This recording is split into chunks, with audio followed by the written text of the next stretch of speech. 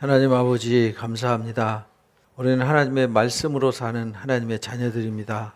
그 말씀을 갈망하며 사모하는 마음으로 오늘 또 하나님 앞에 왔사오니 말씀을 통해서 영혼의 양식을 얻게 하여 주옵소서. 좀 더 풍요로워지고 더 지혜로워지고 능력 있게 하여 주옵소서. 그래서 하나님 주신 소중한 삶을 말씀의 눈을 가지고 바라보고 말씀의 눈으로 경영하고 또 말씀으로 승리해서 우리 하나님 앞에 늘 영광 올려드리는 삶을 살게 하여 주옵소서. 시편의 말씀을 통해서 우리가 다시 한번 말씀으로 채우기를 원합니다.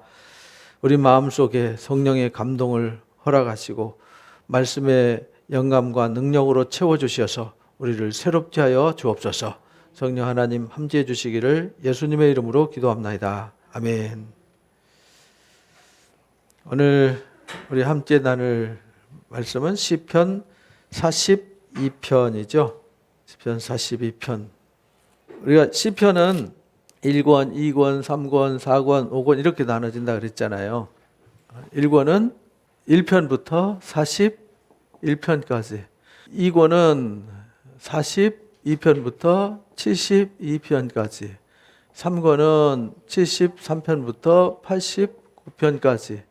4권은 90편부터 106편까지. 그 다음 마지막은 107에서 150까지. 이렇게 된다고 그랬어요. 그래서 여기 이제 150 결론에 여기 1편, 2편, 서론에 이렇게 걸쳐 있는데 주로 1권은 주로 다윗의 시였죠. 다윗의 시가 주류를 이루고 있고 2편은 고라 자손의 시로 시작을 합니다. 마치 모세오경처럼 이렇게 분류를 해놨어요. 모세오경 읽듯이 읽으라고 이렇게 분류를 해놨는데 2권 42편부터는 주로 고라 자손의 시인데 고라 자손과 아삽의 시, 고라와 아삽의 시가 고라가 한 11편, 아삽이 12편 시가 있거든요. 다윗이 쓴 것이 73편, 작자 미상이 50편, 거기에 이제 솔로몬의 시가 2편, 에단의 시가 1편, 모세의 시가 1편 이렇게 있고 여기 이제 고라는 누구를 고라라고 그러냐면 우리 새벽에도 우리가 공부를 했지만 모세의 사촌입니다. 모세의 사촌. 우리가 출애굽기 6장에 보면 족보가 나와요. 여기 레위의 아들들이 나오죠. 레위의 아들들이 나오는데 게르손과 고핫과 무라리. 여러분들이 항상 성경을 읽으면서 이 세 사람들의 족보는 늘 기억을 해야 돼요. 레위 그러면 제사장 지파로 선택받은 12지파 중에서 제사장 지파가 됐잖아요. 그런데 레위한테 세 아들이 있었는데 누구냐면 게르손, 고핫, 무라리 이렇게 있는데 성막 지을 때 광야에 나와서 이 레위 지파가 선택받아서 성막이 이렇게 세워지면 성막 여기 입구 동쪽이죠. 항상 성막을 세울 때는 동서남북 방향을 정해서 하는데 항상 입구는 어느 쪽이죠? 동쪽이에요. 동쪽 여기에는 누가 서냐면 모세와 제사장, 모세와 아론이죠. 제사장, 선지자와 제사장이 서게 되고 요 남쪽에는 고핫 자손이 자리를 잡았어요. 그 다음에 이 서쪽이죠. 서쪽. 여기는 항상 게르손 자손이, 그 다음에 여기 북쪽에는 무라리 자손이 자리를 잡았어요. 그래서 여기는 동쪽에 유다 지파가 선두 지파가 됐잖아요. 여기는 르우벤 지파, 여기는 베냐민 지파, 여기는 이제 단 지파 이래가지고 대장 지파들이 서고 세 지파씩 12지파가 자리를 잡았잖아요.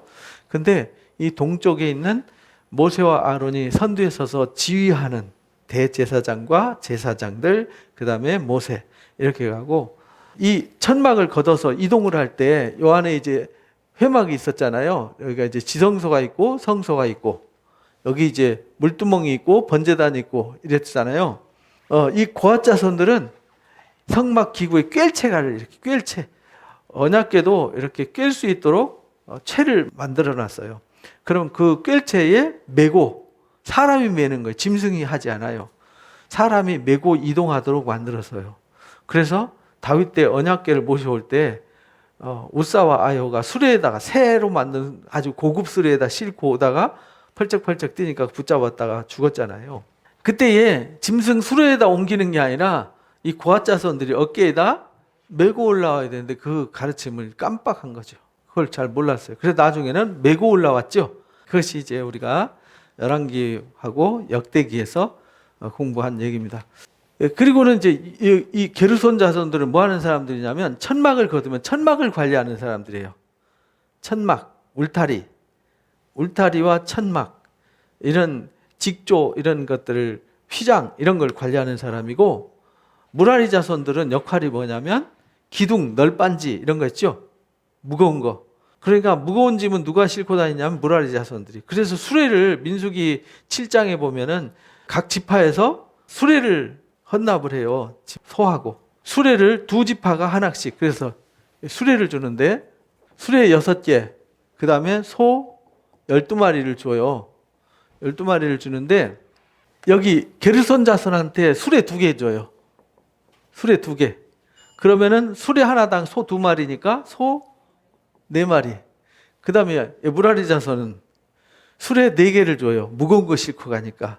그럼 소가, 이건 수레고, 이거 소가 2배니까 8개. 그러니까 8개, 4개 하니까 12개. 2마리, 4마리니까 6마리. 여기는 안 줘요. 고앗 자손은 어깨로 메야 되니까. 왜? 하나님의 거룩한 것을 짐승이 지고 가면 안 돼요. 그래서 고앗 자손들이 지고 가겠어요. 근데 이 고앗, 게르손, 무라리 자손 중에서 이 고앗 자손 중에서 누가 태어나냐면 모세와 아론이 태어나요. 여기 이제 고앗의 아들들은 아므람, 이스할, 헤브론, 우시엘, 이 4명의 아들이 태어나요. 여기 이제 아므람, 이스할, 우시엘, 헤브론, 이 4아들이 태어나는데 이스할의 아들들은 고라 이렇게 나오죠. 여기 고라의 자손이 이스할 자손이에요. 그리고 아므람이 오벳겟을 아내로 맞이해서 아론과 모세를 낳았고 이랬잖아요. 아론과 모세. 그러니까 아므람과 이스할은 형제잖아요. 형제인데 모세는, 아론은 이 아브라함에게서 낳았고 이스라엘은 고라를 낳았고, 이러니까 모세와 고라는 사촌간이에요. 그죠? 집안이란 말이에요. 한 집안. 근데 이 고라 자손이 반역을 해가지고 지진에 삼켜지잖아요. 민수기 16장 얘기예요. 근데 그때 고라 자손이 다 망했느냐? 아니에요. 남은 자손이 있어요. 그 남은 자손 중에서 그들이 이 이스라엘 사람들이죠. 여기 제사장들은 이 아므람에게서 낳았고, 여기 이스라엘 자손 중에서 고라 자손이 뭐 하는 사람들이 되냐면 성전에서 우리가 역대기상 22장에서 25장까지 제사장들과 그 다음에 레위인들과 찬양대들 이야기를 배웠잖아요. 그때에 이 아삽 사람들과 고라 자손들이 무슨 일을 했냐면 찬양대 일을 했어요. 하나님 성전에서, 그러니까 성막이 아니라 이제 성전이죠. 우리가 여러분들이 이해를 해야 되는 것은 성막과 성전이 이제 바뀌잖아요. 사역이. 성막과 성전에 어떤 차이가 있는지 이걸 잘 이해를 해야 돼요.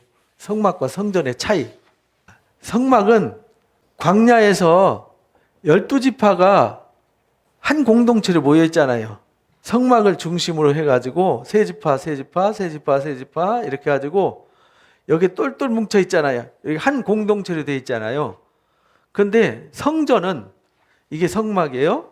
그러니까 성전은 이 가나안 땅에 들어가잖아요. 가나안 땅에 들어가서 다 흩어져요. 그죠? 한 동네에 모여 있는 게 아니에요. 여기는 한 동네에 모여 있는 거잖아요. 그죠? 여기는 다 흩어져요. 그래서 레위인들이 여기 백성과 이 성막 사이에서 레위 자손들이 위치를 지키고 있었는데, 여기 성전이 지어졌을 때에는 가나안 땅에 정착하다 보니까 레위인들이 48개 성읍으로 흩어져요. 48개 성읍으로 온 나라 12지파 땅으로, 이스라엘 땅 전체로 48개 성읍으로 흩어지게 돼요. 그리고 예루살렘에 성전이 지어지게 되는 거죠. 그죠? 예루살렘에 성전이 지어지는데 이 성전 안에서 이제 레위인들과 제사장들이 매일 제사만 하는 게 아니라 당번으로 돌아갔어요. 그러니까 48개 성읍에서 당번을 맡은 사람들이 계속 돌아가면서 사역을 하게 되는 거죠. 그래서 당번제로 24계조로 나눴죠. 찬양대도 24계조로 나누고 제사도 24계조로 나눴어요. 우리가 역대상 22장부터 25장까지 공부하는데 거기 다 나와요. 그 당번을 정해서 24계조로 나눠서 했어요. 그때에 이 당번제로 나누면서 12명씩 찬양대가 12명씩 찬양대를 돌아가면서 했어요. 288명이죠. 24계조니까 288명의 찬양대가 있는데 12명씩 제사 드릴 때 12명이 찬양을 하는 거예요. 288명이 다 찬양하는 게 아니고. 그러면은요, 그 감당 못 하죠. 아침, 점심, 저녁으로 하루 종일 절기 있을 때는 하루 종일 찬양만 해야 되는데 그 피곤해서 감당 못 하죠. 안식일에도 계속 쉬지도 못하고 계속 찬양해야 되니까 당번제로 돌아가는 거예요. 그 증거가 어디에 나오냐면 누가복음 1장에 나와요. 세례 요한의 아버지가 사가랴가 당번, 어떤 당번이었냐면 분향 담당이었어요. 제사장들도 제사를 할 때 조별로 어떻게 돌아가냐면 제사를 준비하는 조가 있어요. 그리고 제사하는 조가 있어요. 그리고 제사한 다음에 뒷정리하는 조가 있고 제사한 불을 가지고 제단 안으로 들어가서 등불을 순금등대에 불을 비추고 또 분향단에 향을 피우는 그 다음에 떡상위에 떡을 교체하는 일을 하는 제사장 조가 있어요. 근데 그때 사가랴가 분향하러 성막 안에 여기 성소 안에 들어가는 조를 담당한 거죠. 그때 하나님의 계시를 받은 거죠. 이 일을 나눠서 했어요. 그러니까 오늘날 우리도 똑같죠. 어떤 일을 그러니까 우리나라 지금 기독교의 그 단점이 뭐냐면 찬양대 한 번 하면 1년 내내 해야 되잖아요.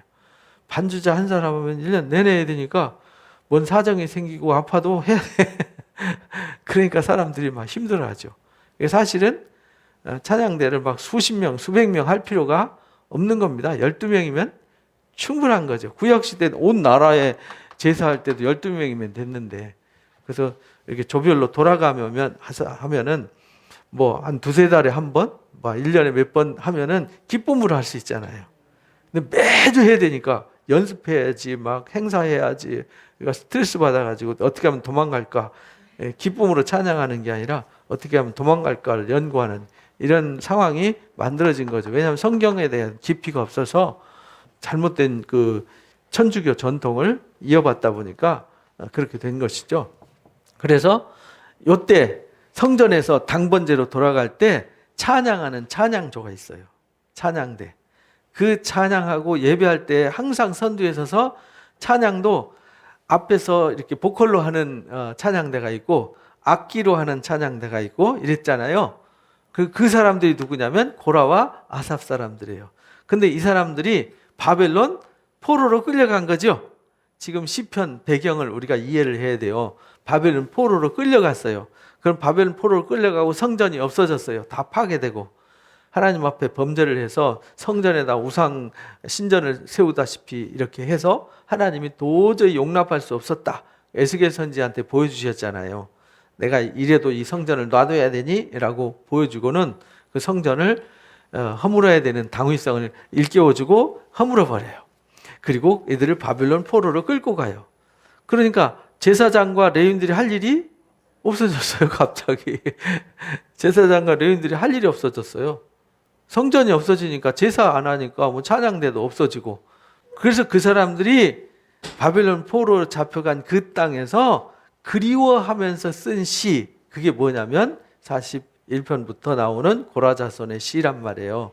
그걸 우리가 알고 백그라운드를 알고 읽어야 되는데 모르고 보면요 이게 도대체 뭔 얘기인지 알 수가 없는 것이죠. 그래서 42편에 보면은 하나님이여 사슴이 시냇물을 찾기에 갈급한 것 같이 내 영혼이 주를 찾기에 갈급합니다. 그러니까 성전에서 주님을 섬기고 주님을 찬양하고 했던 그때가 그리운 거예요.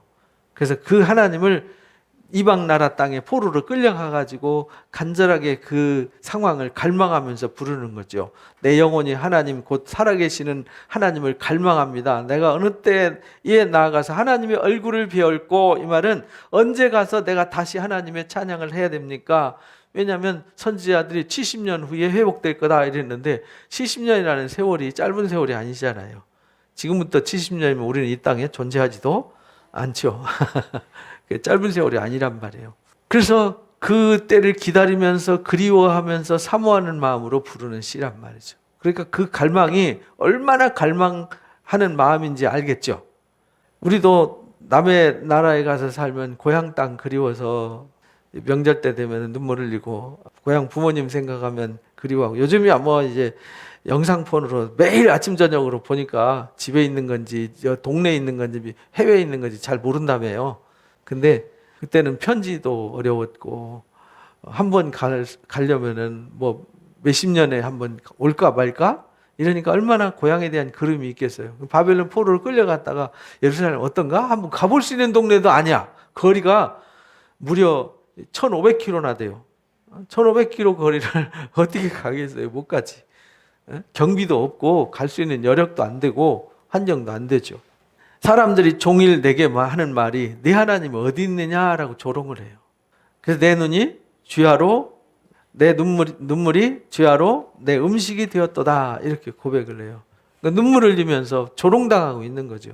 근데 신명기 말씀에 그랬잖아요. 신명기 28장에 또 신명기 32장에 모세의 노래에 너희가 타락하게 되면은 너희가 이렇게 될 거다라고 모세의 노래를 지어줬어요. 신명기 31장에 보면 너희가 하나님 말씀 떠나서 너희가 부패하고 타락해서 하나님을 떠나게 될 거야. 그러면 하나님이 숨어버린다 이랬잖아요. 숨어버리는데 그때 너희들이 이것을 기억하게 하기 위해서 내가 노래를 지어서 너희한테 가르쳐 줄게. 그래서 노래를 지어줬어요. 그 노래가 모세의 노래라 그래요. 그 노래가 신명기 32장인데 거기에 이제 다 나와요. 이들이 하나님 말씀 은혜 베풀었더니 이들이 뒷발질하고 하나님을 반역하고 타락해서 다른 신을 숭배해요. 그러니까 하나님이 이들을 버리죠.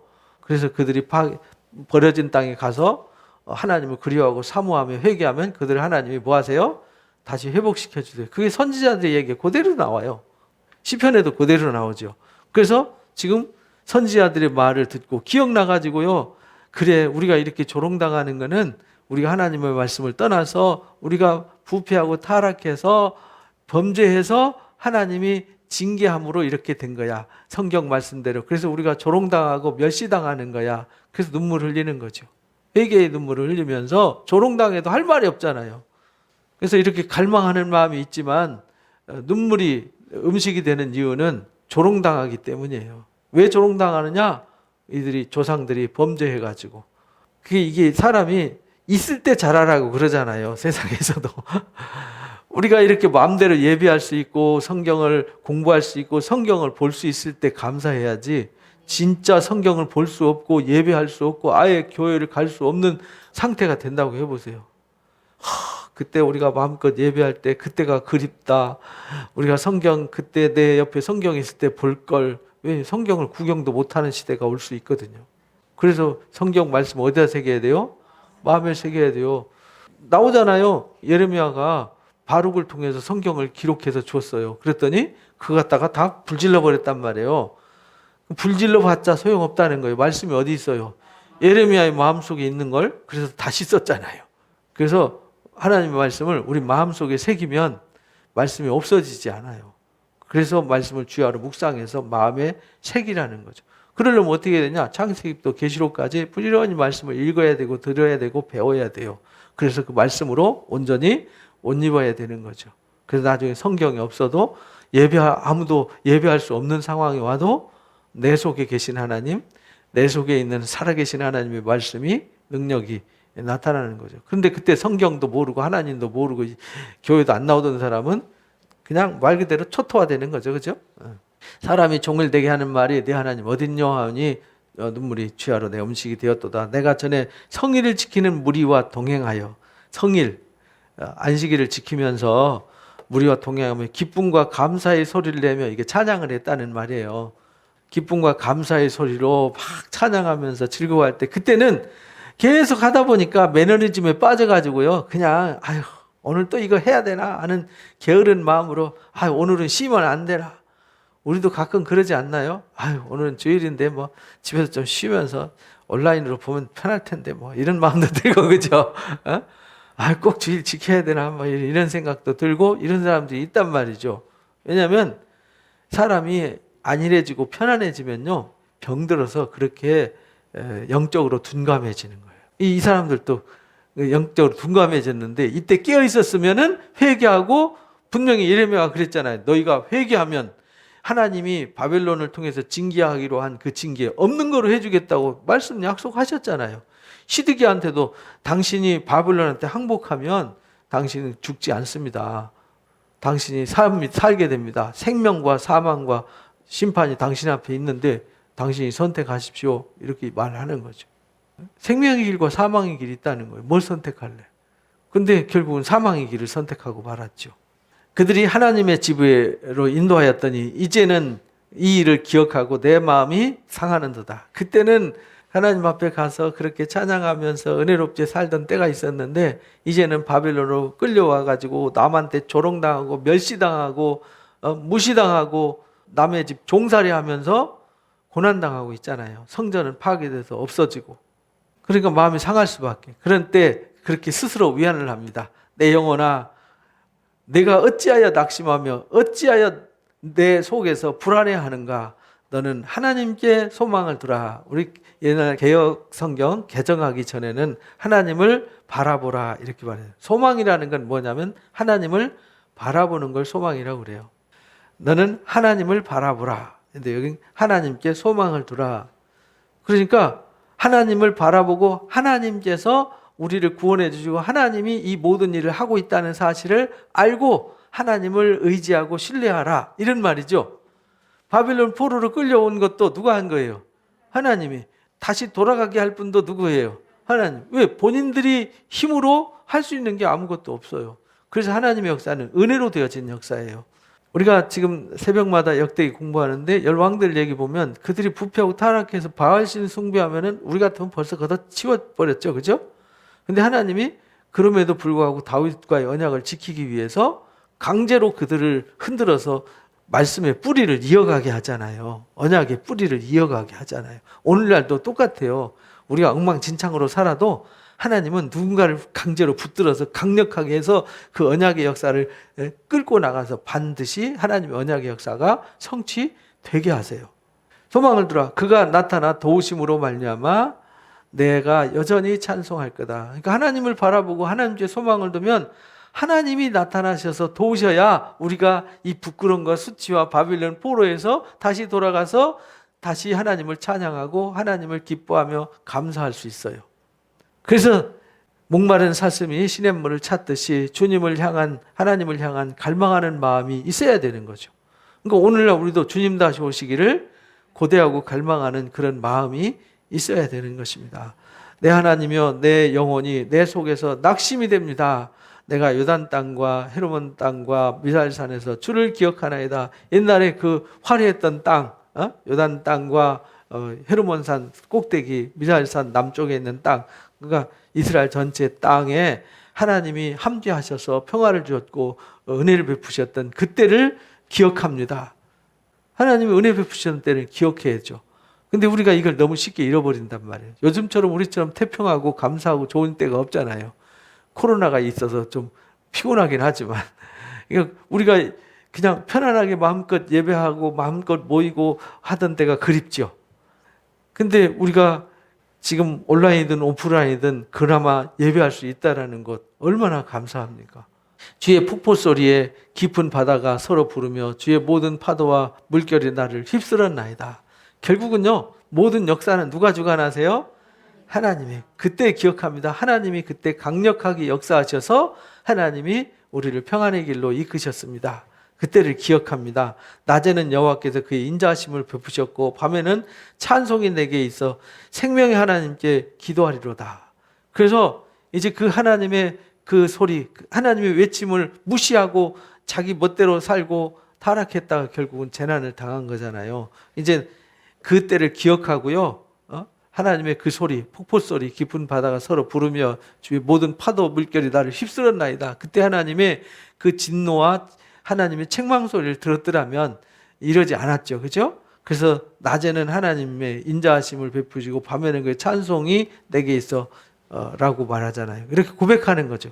그래서 다시 그 신앙을 회복하고 이제 다시 하나님께 소망을 두어서 하나님 회복시켜 주기를 목마른 사슴이 시냇물을 찾아 헤매이듯이 그렇게 내 영혼이 주를 향해서 갈급합니다. 이런 말입니다. 내 반석이신 하나님께 말하기를 어찌하여 나를 잊으셨나이까? 라고 여기서부터 이제 탄식하는 거죠. 하나님, 우리 잊은 거 아니지요? 반드시 우리를 다시 그렇게 회복시켜 주실 줄로 믿습니다. 내가 어찌하여 원수의 압제로 말미암아 슬프게 다녀야 됩니까? 라고 질문을 해요. 하나님, 저를 안 잃어버렸죠? 언제까지 우리가 이렇게 노예 생활해야 되고 원수들 앞에서 무시당하고 조롱당하고 살아야 됩니까? 라고 질문을 해요. 성경에 보면 이제 선지자들이 그런 질문을 많이 하잖아요. 예레미야도 도대체 이거 언제까지 제가 이 일을 해야 됩니까? 그만하면 안 됩니까? 내 뼈를 찌르는 칼같이 내 대적이 나를 비방합니다. 그 대놔놓고요 무시할 때, 야, 너희 하나님 어디 있어? 그 너희 믿는 하나님 맞냐? 이러면서 막 조롱할 때 막 마음의 심장에 비수를 꼽는 그 아픔이 있었다는 거예요. 뼈를 찌르는 칼같이 대적이 나를 비방하여 늘 내게 말하길 네 하나님이 어디 있냐라고 말하고 있습니다. 하나님, 우리를 잃어버렸습니까? 우리가 언제까지 이렇게 슬프게 다녀야 됩니까? 하루 이틀도 아니고 생각해 보세요. 기도하는데 70년 후에 이루어진다고 생각해 보세요. 지금 기도했는데 70년 후에 이루어진다. 여러분들이 태어나자마자 으앙할 때 기도했는데 70살 돼서 이루어졌다. 참 깝깝한 일이죠. 그죠? 그러니까 그 긴 시간 동안 그렇게 부르짖어 매달리고 하나님을 그리워하고 사모한다는 것, 이 자체도 은혜라는 겁니다.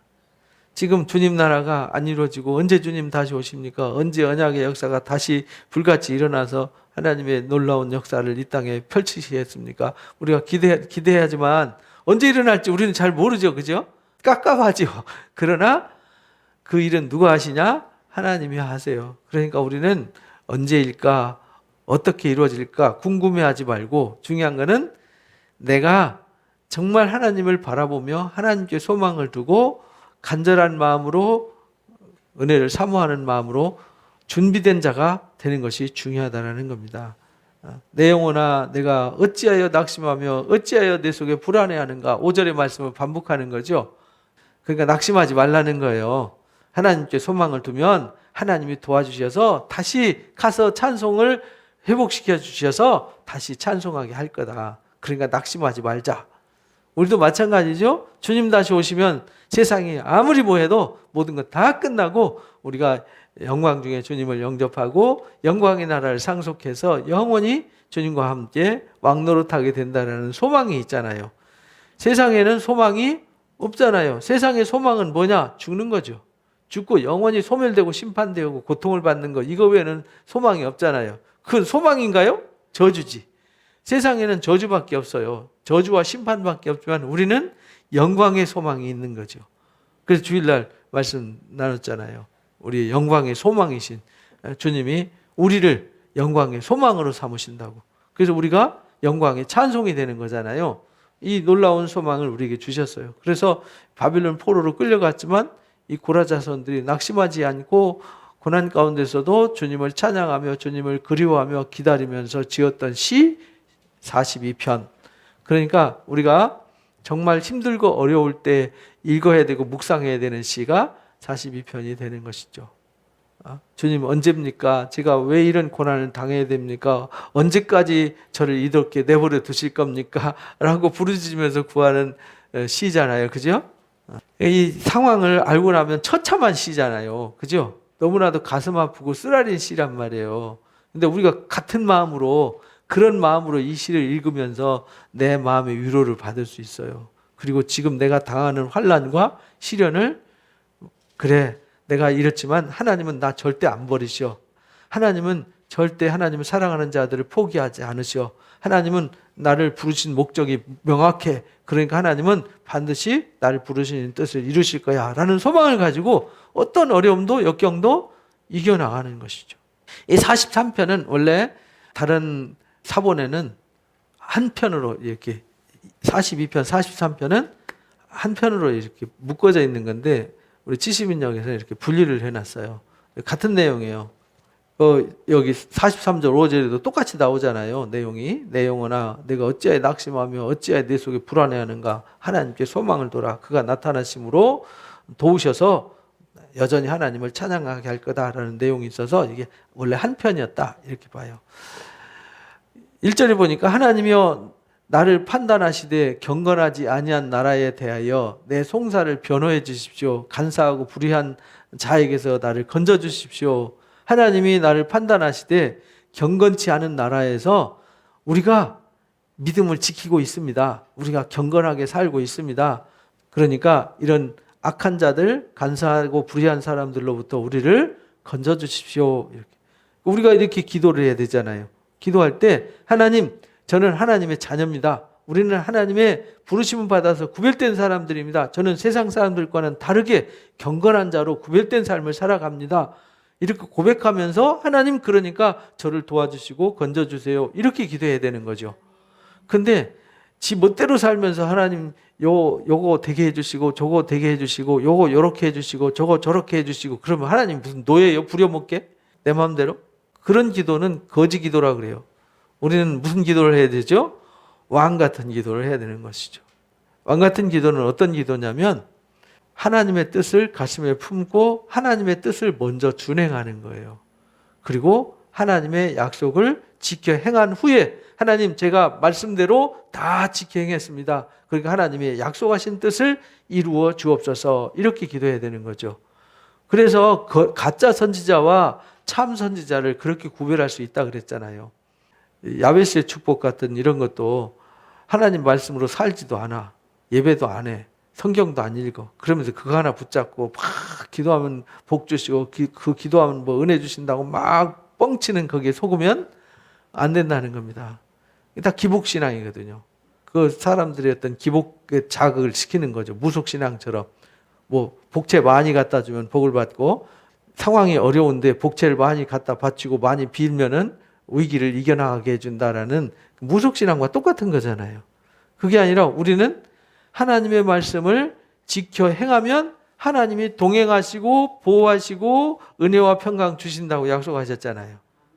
우리는 먼저 하나님 앞에, 그래서 우리가 느헤미야 기도를 잘 보셔야 돼요. 느헤미야 기도를 보면요, 느헤미야는 하나님의 말씀을 듣고 엎드려서 기도하고 응답받고 어떤 일을 열심히 해요. 개혁해서 잘 해놔놓고 하나님 저 잘했죠.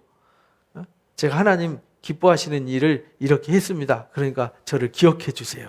그 말은 저 복 주세요. 이런 말이잖아요. 우리가 뭔가 하나님 앞에 이쁜 짓 해놔놓고 주세요 이래야지. 여러분들 자녀도 그러지 않습니까? 시험 잘 받아가지고 와서 아니면 열심히 뭔가 착한 일을 해가지고 와서 표창장 받아가지고 와서 저 잘했죠. 그러니까 오늘 맛있는 것 좀 해주세요. 그러면은 기쁜 마음으로 해주지. 맨 사고 치고 와가지고 오늘 사고 쳤는데 잘했죠. 맛있는 거 해주세요. 무슨 재미로 그걸 해주겠냐고요. 꼴밥만 얻어맞는 거지. 그러니까 우리가 하나님 앞에 그래야 되는 거예요. 하나님 저 예쁘죠.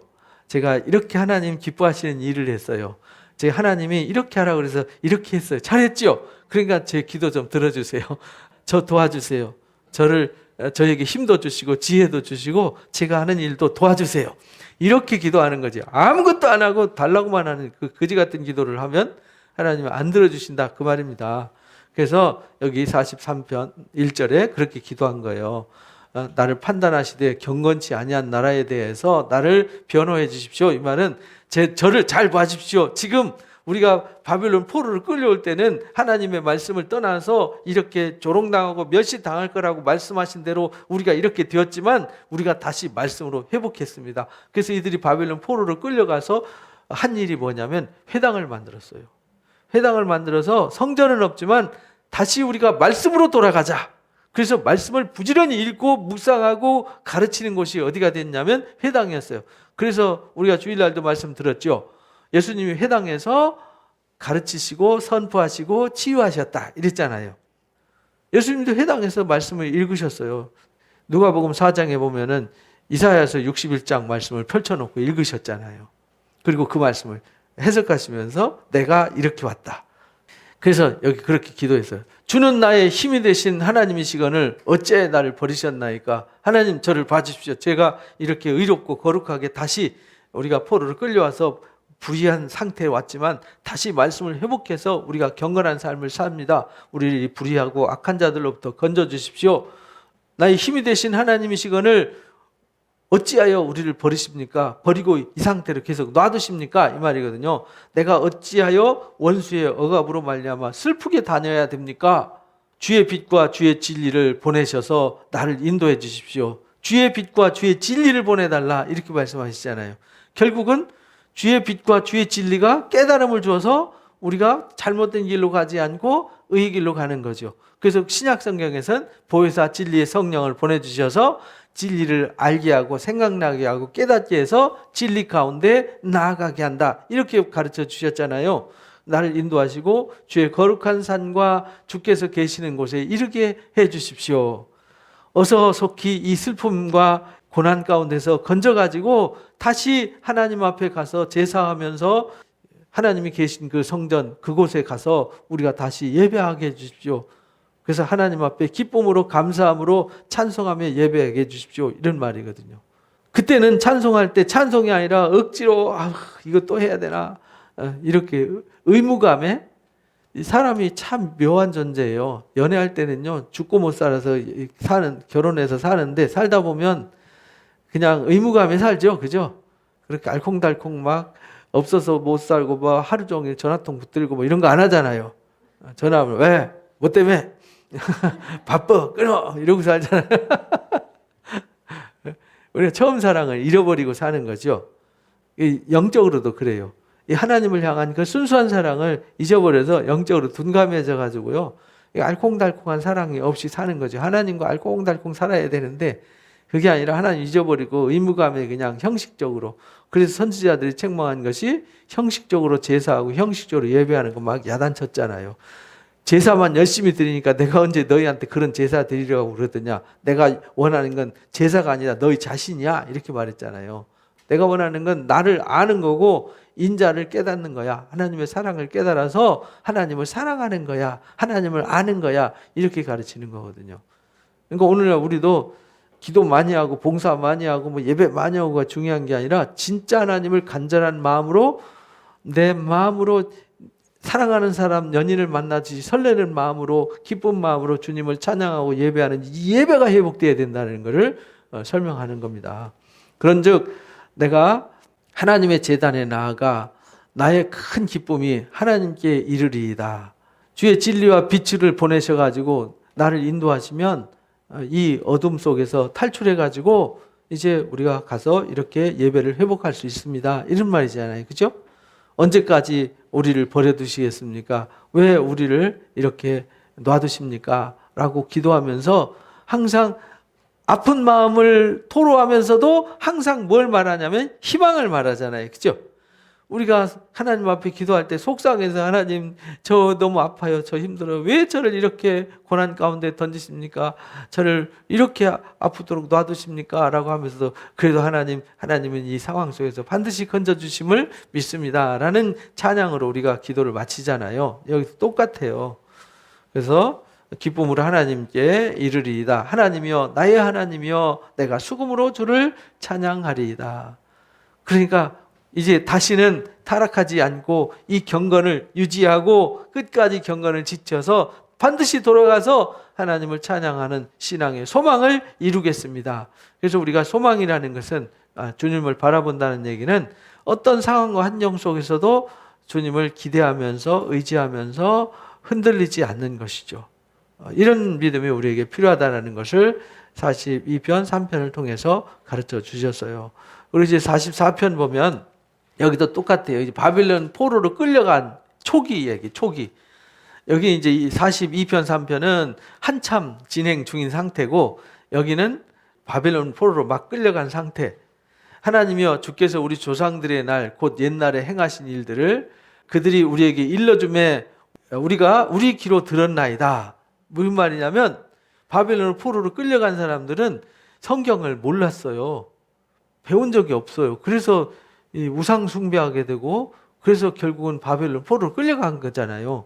요시아가 성전 수리하다가 성경을 발견하잖아요. 그래서 그때 성경을 읽고 성경대로 개혁을 했었잖아요. 그만큼 온 나라가 성경도 모르고 하나님도 모르고 부패해 있었다는 거죠. 근데 이제 바벨론 포로로 끌려갔을 때 얘기해 주는 거예요. 하나님께서 어떤 하나님이었냐면 이라고 가르쳐 주는 거죠. 그래서 알았다는 거예요. 들었나이다. 주께서 주의 손으로 뭇 백성을 내쫓으시고 우리 조상들을 이 땅에서 뿌리박게 하시며 주께서 다른 민족들을 고달프게 하시고 우리 조상들은 번성하게 하셨습니다. 하나님이 출애굽을 강력하게 역사하셔가지고 그 가나안 땅에 있는 7 족속들 다 쫓아내시고 그 땅에 뿌리를 받고 12지파가 다윗의 왕국이 든든히 세워지게 하셨다는 거죠. 다른 민족은 고달프게 했다는 얘기는 감히 건드리지 못하게 했더라. 우리가 아사 여호사밧 얘기 새벽에 말씀 나누면서 배웠잖아요. 그들이 하나님 말씀을 부지런히 가르쳐서 막 파송해서 백성들을 가르치고 말씀으로 바르게 살게 할 때는 주변 나라들이 두렵게 했더라 이랬잖아요. 두려워서 감히 공격하지 못하겠다. 솔로몬이 성전 건축하고 왕궁을 건축하는데 20년 동안 건축하는데 주변 나라들이 조용했죠. 오히려 나라가 확장되었죠. 하나님이 말씀으로 살면 이렇게 강력하게 역사하셨다는 거예요. 그렇게 고달프게 하시고 조상들 번성하게 하셨습니다.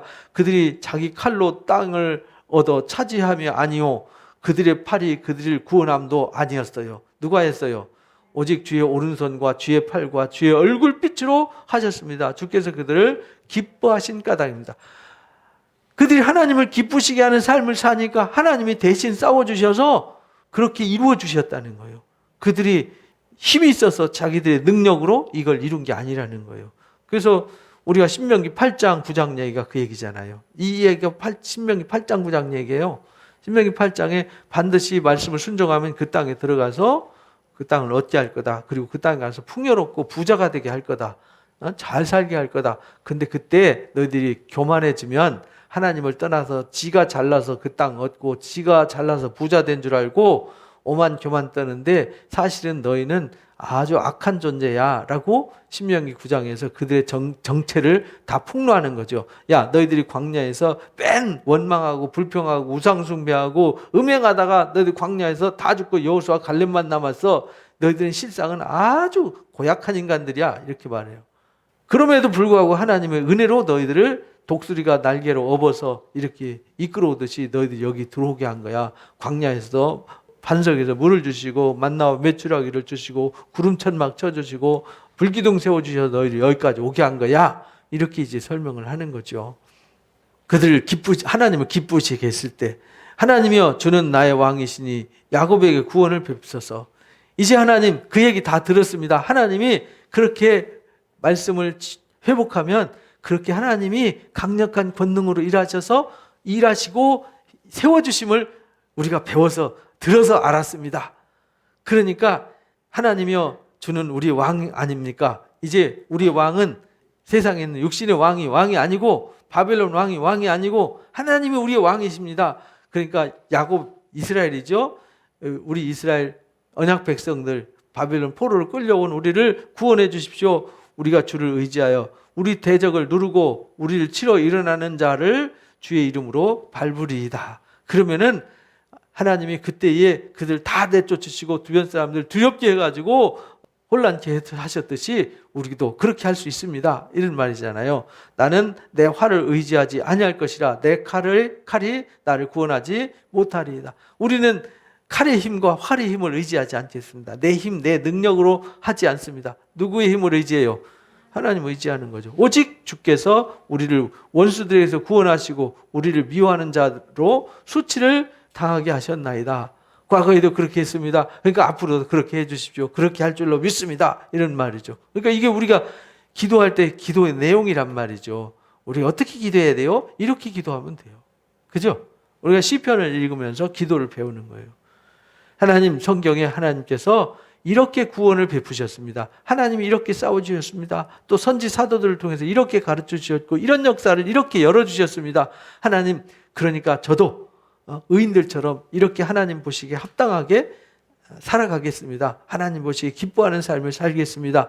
그리고 항상 변하지 않고 한결같은 하나님의 사랑으로 살겠습니다. 그러니까 하나님 저 도와주세요. 이렇게 아무것도 안 하고 달라고만 하면요, 하나님이 귀 막으세요. 왜? 그런 사람 기도 들어주면 더 악해지거든요. 우리가 종일 하나님을 자랑하였나이다. 우리는 하나님의 이름에 영원히 감사하리이다. 그래서 하나님을 종일 자랑하였나이다. 이 말은 바벨론 포로로 끌려가기 전에 하나님께서 출애굽을 할 때나 또 하나님이 대적들을 싸워서 이겨주시고 다윗의 왕국과 솔로몬 왕국을 강해해 주실 때 그들은요 하나님을 종일 자랑했어요. 우리 하나님 이런 하나님이야. 히스기야 때 18만 5천 명의 아수르 군사가 예루살렘을 포위하고 있을 때 그건 뭐 코딱지만한 예루살렘 순식간에 18만 5천 명이 그냥 밟아도 끝나는 거죠. 그런 위기 상황이지만 하나님이 이사야를 통해서 히스기야 왕한테 권고를 했을 때 히스기야가 온 백성과 함께 금식하면서 하나님의 말씀 듣고 잠잠하라 하면서 하나님 말씀 붙잡고 부르짖어 기도했더니 하나님 들으셔서 나가보니까 18만 5천 명이 다 죽어 있었어요. 놀라운 역사죠. 그렇죠? 그리고 그때 아수르 왕이 자기 고향으로 가서 칼 맞아 죽게 만드셨잖아요. 그러나 이제는 주께서 우리를 버려 욕을 당하게 하셨습니다. 그렇게 하나님이 자랑스러운 분이었고 하나님을 영원히 감사하는 그런 분이셨는데 하나님의 구원을 우리가 아는데 이제 우리가 버림받았어요. 그러나 이제는 우리를 버려 욕을 당하게 하시고 우리 군대와 함께 나가지 않으셨습니다. 왜 그랬겠어요? 하나님의 말씀을 떠났기 때문에. 그래서 하나님 그랬잖아요. 너희가 나를 버리면 나도 너희를 버릴 거다. 그래서 하나님이 그들 버린 거죠. 그리고 너희가 조롱거리가 되게 할 거다. 그래서 조롱거리가 된 거죠. 욕을 당하게 할 거다. 그래서 신명기 32장과 신명기 28장 말씀대로 그대로 된 거죠. 레위기 26장에 나오는 말씀처럼 그대로 된 거죠. 주께서 우리를 대적들에게서 돌아서게 하시니 우리를 미워하는 자가 자기를 위하여 탈취하였나이다. 주께서 우리를 대적들에게서 돌아서셨어요. 하나님이 신명기 31장에 우리가 하나님의 말씀을 떠나면 하나님 얼굴을 숨긴다 그랬잖아요. 얼굴을 숨긴다는 얘기는 그들을 떠난다는 뜻이에요. 그럼 돌아오게 하는 방법은 회개하면 돌아오는 거예요. 그래서 신명기 30장에 회개의 법을 가르쳐 주신 거예요. 하나님이 내 삶에 다시 돌아오게 하는 방법은 회개하는 거예요. 회개한다는 말은 뭐냐면 다시 돌이키는 거예요. 돌아와서 잘못했습니다. 이게 회개가 아니고요. 삶을 개혁하는 게 회개예요. 그러니까 잘못했다고 눈물 흘리는 건 회개가 아니라 후회하는 거예요. 가룟 유다와 베드로가 다른 게 뭐죠? 똑같이 사고 쳤잖아요. 가룟 유다도 주님을 팔아먹었고 베드로도 예수님을 3번 저주하고 맹세까지 했잖아요. 근데 가룟 유다는 후회했어요. 눈물 흘리면서 후회했어요. 잘못했습니다. 제가 잘못 판단했습니다. 내가 어쩌다가 우리 선생님 팔아먹었는가 하면서 돈 갖다 돌려줬잖아요. 그런데도 그 사람들이 그거 안 받고 그걸로 피밭 사가지고 가룟 유다 자살했을 때 거기에 장례 치러줬잖아요. 근데 베드로는 깨닫고 돌아왔어요. 돌아와서 자기 삶을 개혁해서 십자가에 거꾸로 매달려 죽기까지 충성했어요. 이게 회개란 말이에요. 회개란 말은 돌아와서 나의 삶을 개혁하는 게 회개예요. 대부분 기독교인들이 정신 못 차리는 이유는요, 개혁을 안 하는 거죠. 회개를 안 하는 거죠. 개혁을 해야 되잖아요. 내가 잘못 살고 있어요. 그 나무는 뭐 보면 알아요? 열매 보면 알잖아요. 잘못 살고 있고 잘못되었다는 걸 알아요. 근데 회개 안 하면 여전히 똑같은 거죠. 회개라는 건 뭐냐면 이전에 나의 사고방식, 가치관, 체계를 다 깨부시는 거죠. 우상을 다 깨부시는 거예요. 우리가 열왕기 역대기 공부하듯이 개혁적인 왕들은 바알 우상 다 파버리잖아요. 그죠? 다 깨부시죠. 불살라버리죠. 가루를 만들어버리잖아요. 잘못된 습관, 잘못된 생각, 잘못된 환경, 잘못된 모든 것들을 다 깨부시는 게 뭐냐면 회개예요. 눈물만 찔찔 짜는 게 회개가 아니고 그 가짜 회개에 속으면 안 돼요. 우리나라는 가짜 회개를 가르쳐가지고 눈물만 찔찔 짜지 삶을 전혀 개혁하지 않아요. 그러니까 교회가 타락하고 부패한 거예요. 우리 교회는 그러지 마시고 다 회개에 합당한 열매를 맺으시기 바랍니다. 주께서 우리를 잡아먹힐 양처럼 그들에게 넘겨주셨다. 여러 민족 중에 우리를 흩어버리셨다. 왜 그랬냐? 말씀대로 타락했기 때문에, 말씀을 불순종했기 때문에 결과가 그렇게 된 거죠. 주께서 주의 백성을 헐값에 팔았어요. 헐값에 그들을 판값으로 이익을 얻지 못하셨나이다. 하나님 이익도 없는 장사를 하셨어요. 이 기도하는 내용이 참 재밌어요. 그죠? 하나님 우리를 헐값에 팔아버리셨습니다. 하나님 우리 팔아갖고 얻은 이익도 없지 않습니까? 하나님 뭐 이익 얻은 거 없죠. 그걸 팔아버렸다고 이익 얻은 건 아니잖아요. 아프지요. 하나님 아프죠. 그러니까 기도할 때도 하나님의 마음을 자극하는 기도. 모세가 그러잖아요. 이 백성들 다 죽이시려거든 저부터 죽이십시오. 저를 생명책에서 지워주십시오. 이렇게 기도하잖아요. 그럼 뭐 하려고 이 백성들 여기까지 끌고 왔습니까? 죽이려면 뭐 하려고 데리고 왔습니까? 그러면은 애굽 사람들이 보고 비웃지 않겠습니까? 그들이 하나님은 구원할 힘이 없어서 장례 치를 곳이 없어서 광야에 데리고 와서 죽이려고 끌고 나갔다고 비웃지 않겠습니까? 하고 하나님께 기도했더니 하나님이 그 마음 듣고 감동받아가지고요. 그래 알았어. 네 말대로 해줄게. 그래가지고 그들 용서해 주시잖아요. 우리가 기도할 때 하나님 앞에 그렇게 기도해야 돼요. 하나님 저 혼낸다고 하나님 얻는 이익도 없는데 뭐 그렇게 저 갖고 그러십니까? 저 헐값으로 판다고 뭐 이익도 없으시면서 이렇게 하십니까? 주께서 우리로 하여금 이웃에게 욕을 당하게 하시니 그들이 우리를 둘러싸고 조소하고 조롱합니다. 우리로 이웃에게 욕당하게 하고 그들에게 둘러싸여 조소와 조롱거리가 되게 하셨습니다. 당시 헐값에 팔아가지고 이렇게 되었습니다. 그러니까 막 팔려가가지고 그 당신들의 처참한 상황을 돌아보는 거죠. 그러면서 서두의 앞부분에 왜 그랬는지 이유를 알게 된 거죠. 하나님이 출애굽을 할 때 하나님이 강권 능력으로 그들을 위해서 일해 주셨고 그 땅을 언약 백성들한테 주기 위해서 가나안 족속을 다 쫓아내고 그 땅 주시고 주변 사람을 두렵게 해가지고 이들을 거기에 뿌리를 깊이 내리게 하고 그들에게 하나님의 뜻을 세웠는데 그들이 부패하고 타락해서 이렇게 된 거잖아요. 그래서 그때 상황을 알면서 우리가 잘 압니다. 우리가 들었습니다. 옛날에 하나님께서 우리를 어떻게 사랑하셨고 우리를 어떻게 이끄셨는지 들었습니다.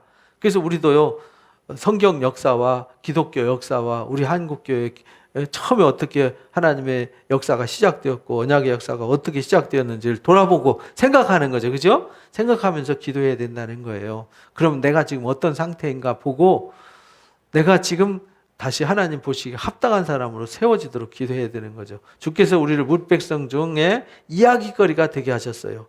민족 중에서 머리를 흔들물 당해. 아이고 저 골치 아픈 인간들 이렇게 머리 흔드는 사람이 됐다는 거예요. 아이고 저 녀석들 아이고 잘 됐어 저렇게 자기신 배신하고 언약을 파기하더니 저렇게 된 거야. 근데 그 얘기가 성경에 그대로 기록이 돼 있거든요. 그렇게 되게 할 거라고. 그게 그대로 되었잖아요. 나의 능력이 종일 내 앞에 있으며 수치가 내 얼굴을 덮었습니다. 나를 비방하고 욕하는 소리 때문이요 나의 원수와 나의 복수자 때문입니다. 이제 바벨론 포로 끌려가서 막 짓밟히면서 무시당하면서 정말 처참하게 살아갈 때 하나님이 은혜 베푸셨던 그때를 생각하는 거죠. 우리가 이 감사할 때를 잊어버리면 안 돼요. 이 감사할 때 배불러 가지고 게으르고 둔감하게 영적으로 둔감해져서 우둔한 자가 되면 안 된다라는 겁니다. 이 모든 일이 우리에게 임하였으나 우리가 주를 잊지 않았습니다. 주의 언약을 어기지 않았습니다. 이 모든 일이 임해가지고 바빌론 포로를 끌려가다 처참하게 되었는데 이미 말씀을 들려주는 사람들에서 그 말씀을 듣고 깨달아서 이제 우리가 회개합니다. 우리가 이랬습니다. 이제는 옛날과 다릅니다. 라고 고백하는 거죠. 그래서 이게 회개란 말이죠. 우리가 하나님 앞에 기도할 때 예전에는 제가 하나님 말씀 떠나서 이렇게 멋대로 살았는데 지금은 제가 변했습니다. 내가 그렇게 하나님 말씀 떠나서 처참하게 됐는데 집 나간 탕자처럼 그렇게 됐는데 다시 하나님 앞에 회개하고 돌아와서 제가 다시 이렇게 변했습니다. 이제 하나님 말씀만 붙잡고 약속만 따라가겠습니다. 이렇게 하는 거죠. 이제는 예전과 다릅니다. 절대 주님을 잊지 않습니다. 언약도 어기지 않습니다. 우리의 마음은 위축되지 않습니다. 우리 걸음도 주의 길을 떠나지 않았습니다. 주께서 우리를 승량의 처소에 밀어넣으시고 우리를 사망의 그늘로 덮으셨나이다. 우리가 그렇게 정말 위축되지 않고 주님을 의지하고 붙잡고 가는데도 여전히 우리가 어디에 있냐면 고난 가운데 있어요. 그렇죠? 우리가 우리 하나님 이름을 잊어버렸거나 우리 손을 이방 신에게 향하여 폈더라면 하나님이 이를 알아내지 아니하셨겠습니까? 무릇 주는 마음의 비밀을 아시는 분이 아닙니까? 하나님은 뭘 알아요? 마음의 비밀. 우리가 속으로 뭐 감추고 속여도 다 아세요. 하나님 우리 마음의 비밀까지 다 아시지 않습니까? 우리가 이방신을 쫓지 않습니다. 이제는 우리 삶을 개혁하고 회개했습니다. 그래서 이제 절대 주만 바라보고 절대 우상 숭배하지 않고 주의 말씀만 따라갑니다. 절대 흔들리지 않습니다. 이렇게 기도하는 거잖아요.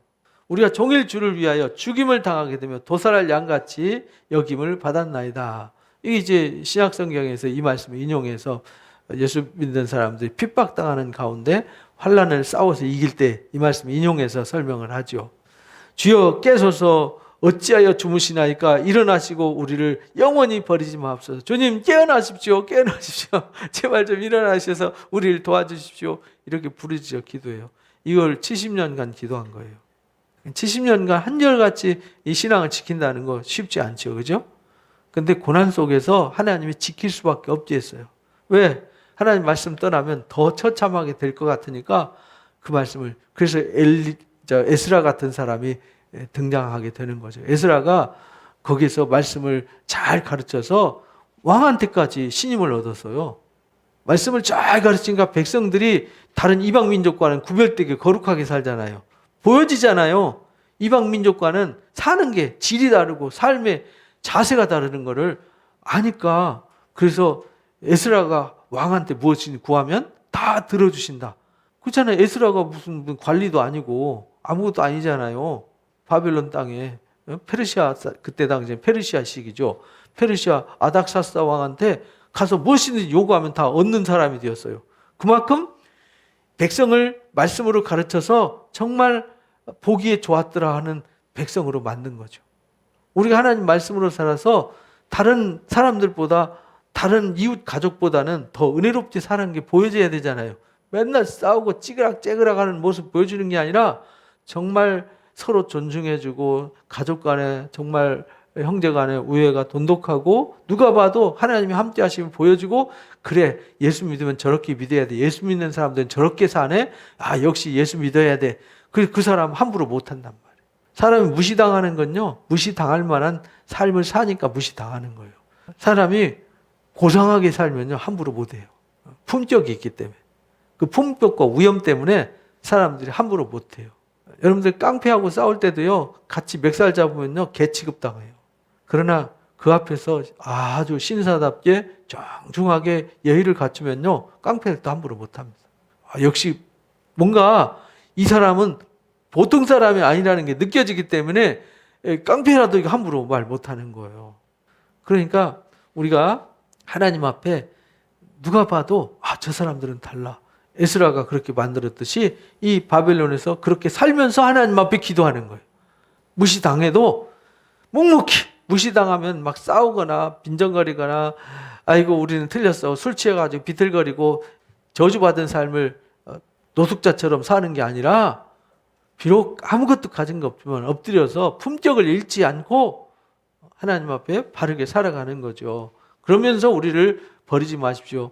언제까지 주무실 겁니까? 깨어나십시오. 일어나십시오라고 기도할 수 있는 거죠. 어찌하여 주의 얼굴을 가리시고 우리의 고난과 압제를 잊으셨습니까? 얼굴을 가리신다는 말은 하나님 앞에 범죄해서 얼굴을 가렸는데, 이제 우리가 범죄 안 하고 회개하고 개혁했으니까 우리에게 얼굴을 향해 주십시오. 그래서 그 땅에 하나님의 은혜를 베푸셔가지고 우리가 잘 아는 에스라 느헤미야 같은 사람 나온 거 아니에요? 그죠? 모르드게 같은 사람 나오고 에스더 같은 사람이 나온 거 아니에요? 그죠? 에스더가 황후가 되어지고 몰살될 위기에서 모르드게를 통해서 구원받아가지고 총리로 임명받잖아요. 다니엘과 세 친구처럼 사자굴에 던질 뻔하고 사자굴에 들어가는 데서 살려내 주시고 풀무불에서 건져내 주시고 하나님 은혜를 베푸시잖아요.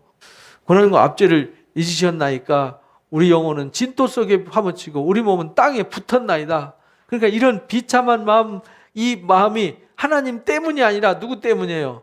우리가 범죄해서 그렇습니다라는 회개의 자세로 이들이 살아가니까 하나님이 그 땅에 은혜를 베푸셔서 70년 동안 살지만 그들이 다른 민족과는 다르게 그들이 조언해서 하나님의 은혜를 베푸시고 회당에서 말씀을 가르칠 수 있게 하고 듣게 하고, 에스라가 귀환해서 돌아올 때는 아닥사스다 왕이 명령을 내렸어요. 조서까지 써줘서 너는 가서 이 말씀을 지켜, 가르쳐 지키게 해라.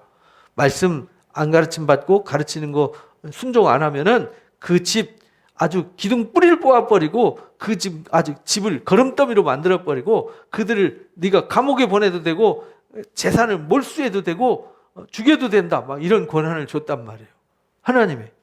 근데 왜 그렇게 했냐? 그들이 하나님의 말씀을 가르치기로 결심하고 하나님의 은혜로 살기로 결단하고 어떤 상황과 환경 속에서도 하나님 뜻을 쫓아 살겠다는 굳센 믿음과 의지를 가지고 그들이 살았기 때문에 그렇게 해주신 거예요. 그래서 스룹바벨 때 그들을 돌아오게 하시고 에스라 때 돌아오게 하시고 느헤미야 때 돌아오게 하시고, 그런데 돌아오게 할 때도 하나님이 강력한 권능으로 경비 총동원해주고, 그죠?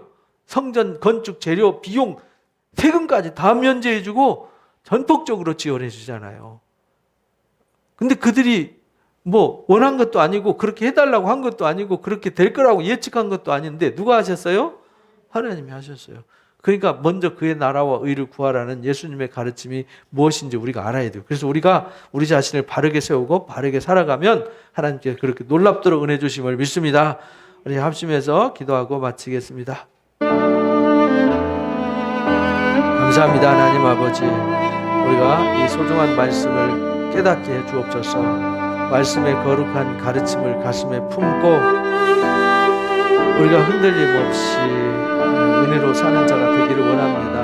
오늘 시편 42편, 43편, 44편을 통해서 고라자손들이 왜 고난을 당했는지, 하나님 그 고난 속에서 하나님의 은혜를 깨닫고 하나님의 사랑을 깨닫는 것을 우리에게 보여주셨습니다. 인간은 무지하고 어리석어서 은혜 주시고 복 주실 때에는 감사할 줄 모르다가 그들이 고난과 환난을 당할 때 비로소 그때가 좋았다고 추억을 하면서 그때를 그리워하면서 회개하는 어리석은 모습을 보여줍니다.